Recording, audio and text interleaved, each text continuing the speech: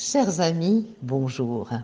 Donc voilà, ce Shabbat, nous allons lire la dernière paracha du Sefer Bereshit, la paracha de Vaïri, et nous allons un petit peu remonter le temps pour retrouver l'idée lorsque Yaakov, dans la paracha de Vaïtse précédemment, bien avant, avait quitté Beersheva pour Haran, il s'est arrêté en route pour passer la nuit dans un lieu désert qui deviendrait un jour, bien sûr, le Beth Amikdash, l'emplacement du Beth Amikdash. Et à ce moment-là, la Torah nous dit qu'il a rassemblé 12 pierres pour poser sa tête, et soudain, les 12 pierres ont fusionné pour ne former qu'une seule. Alors des années plus tard, nous venons bien sûr à notre paracha, des années plus tard en Égypte, lorsque Yaakov Avinu est sur le point de quitter ce monde. Il est entouré de tous ses enfants. Il a senti que la Shérina, la présence divine, l'avait quitté. Il a ressenti vraiment de l'angoisse, de la peur. Est-ce que l'un de ses enfants présents menait une vie peut-être immorale? C'est pourquoi la Shérina l'a quitté. Donc Yaakov a confronté ses enfants en leur demandant si peut-être l'un d'eux, Chas v'Shalom, avait corrompu sa voix, trahissant bien sûr les valeurs que lui, Yaakov, avait tenté de leur inculquer. Réponse des 12 fils, avec cette déclaration juive la plus célèbre, Shema Israël, Hashem Elokeinu, Hashem Echad. Écoute Israël, puisqu'on sait que le nom de Yaakov est aussi Israël, le Seigneur est notre Dieu, Akadosh Baruch Hu est un. En belibeinu ela echad, nous n'avons dans notre cœur que echad. Et ils poursuivent en disant, tout comme dans ton cœur il n'y a qu'un, de même aussi dans notre cœur il n'y a que le echad. À ce moment-là, réponse de Yaakov Avinu, Baruch Shem Kevod Malchuto Leolam Vaed. C'est la deuxième phrase après la phrase du schéma. Béni soit son nom pour l'éternité, à tout jamais. Et justement, ces 12 pierres, pourquoi donc ces 12 pierres ont fusionné? Bien sûr, ça fait référence aux 12 fils, aux 12 Shvatim, parce qu'en fait, Yaakov avait vraiment l'intention de s'attacher ces 12 fils qu'il devait avoir. D'ailleurs, le mot Even se décompose en deux. Even s'écrit Aleph Bet Nun. On peut faire Av, qui veut dire père, et on peut faire Ben, qui veut dire fils. De sorte que le mot pierre, Even, qui contient la liaison du père et du fils, suivant l'intention d'Akadosh Baruch Hu que les 12 pierres ont fusionné, non seulement seraient-elles toujours liées à lui, mais c'est-à-dire à leur origine, comme elles seraient également liées les unes aux autres. D'ailleurs, c'est ce que nous implorons à la fin de la Hamida. Nous disons Bachenu Avinu Ke'echat. Quand est-ce que nous allons mériter la bénédiction d'Akadosh Baruch Hu? Lorsqu'on est comme un, lorsque nous sommes unis. Alors, nous allons bien sûr voir que les frères sont les 12 tzadikim, mais dans la réponse des fils à leur père, lorsqu'ils ont dit de même que dans ton cœur il n'y a qu'un, aussi dans le nôtre, et bien il n'y a que le Echad, eh bien ça soulève une question, qui est la suivante. On sait que dans le cœur de Yaakov, il ne peut y avoir que le Echad. C'était le troisième patriarche qui représente le Tiferet. Hein.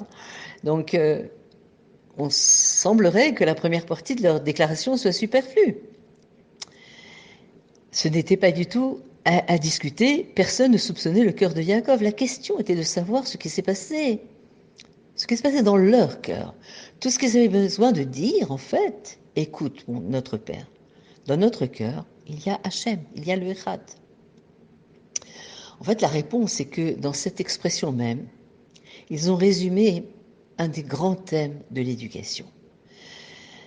Finalement, la première moitié de la phrase n'est pas superflue. Les enfants de Yaakov expliquaient pourquoi leur père n'avait pas à craindre la destinée morale de ses enfants. Yaakov, notre père, s'il y a un dans ton cœur, disaient les enfants à leur père, alors tu peux être assuré que dans nos cœurs aussi, il n'y a qu'un, il n'y a que le Echad. Pourquoi? Parce qu'en fait, les enfants sont le miroir du cœur de leurs parents, pas de leurs paroles. Puisque dans ton cœur il n'y a qu'un, notre cœur est aussi empreint de l'unique Dieu vivant. Et finalement, trop souvent, les parents pensent qu'ils peuvent transmettre des valeurs à leurs enfants sans vraiment les intérioriser eux-mêmes dans leur vie quotidienne. Finalement, on peut enseigner à nos enfants l'intégrité, la foi, l'amour, la discipline, mais ne pas représenter, ne pas vraiment avoir intégré ces principes. Finalement, on prêche quelque chose auprès de nos enfants, mais on est souvent amené à se mettre en colère ou à avoir de l'envie, de l'égoïsme, souvent apprendre aux enfants des choses qui sont contraires à la morale. Très simple d'ailleurs, lorsque nous sommes très occupés et nous avons un coup de téléphone, on dit à l'enfant « Non, non, on dit que je ne suis pas là ». Qu'est-ce qu'on apprend à l'enfant? Le mensonge. Donc finalement, les enfants ne réagissent pas autant à ce que les parents disent qu'à ce qu'ils sont.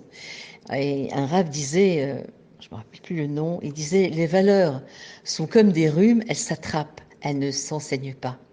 Si dans votre cœur il y a un, dans le cœur de l'enfant, il y aura aussi un. » Et finalement, lorsque l'enfant expérimente consciemment ou inconsciemment notre pureté, notre intégrité, il est probable que les valeurs qui ont façonné les parents perdureront dans la vie des enfants.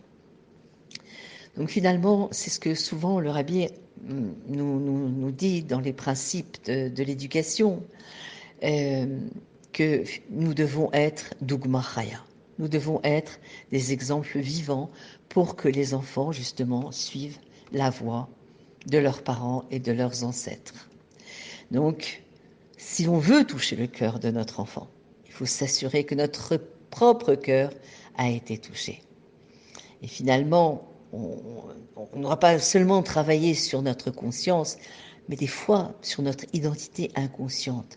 Savoir écouter notre voix intérieure. Souvent, les enfants réagissent à l'inconscient de leurs parents, encore plus qu'au moi conscient de leurs parents.